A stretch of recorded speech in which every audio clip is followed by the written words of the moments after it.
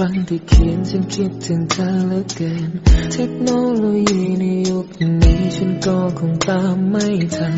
เฟซบุ๊กก็เล่นไม่เป็นไม่รู้ทำไมเหมือนกัน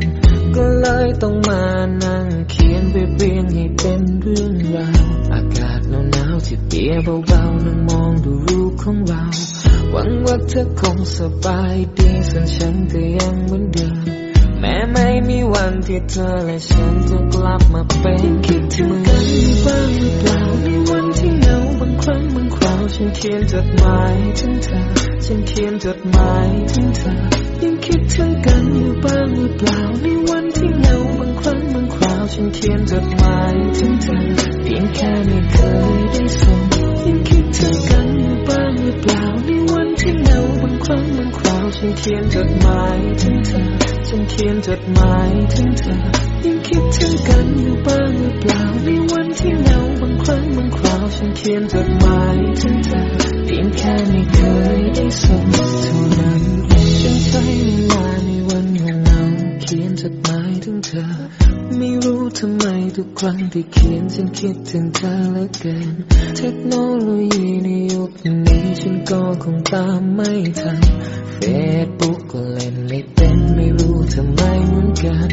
ก็เลยต้องมานั่งเขียนไปเรียงให้เป็นเรื่องราวอากาศหนาวๆที่เปียกเบาๆนั่งมองดูรูปของเราหวังว่าเธอคงสบายดีส่วนฉันก็ยังเหมือนเดิมแม้ไม่มีวันที่เธอและฉันจะกลับมาเป็นคิดถึงกันบ้างหรือเปล่าในวันที่เหงาบางครั้งบางคราวฉันเขียนจดหมายถึงเธอฉันเขียนจดหมายถึงเธอ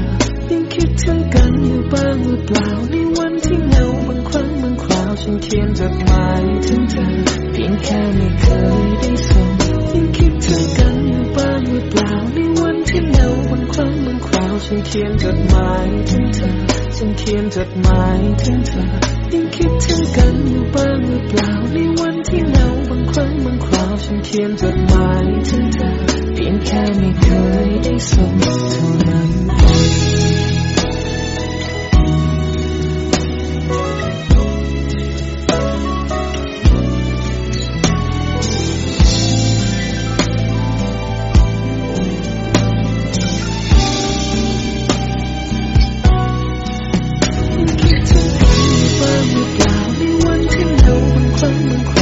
เขียนจดหมายถึงเธอฉันเขียนจดหมายถึงเธอยังคิดถึงกัน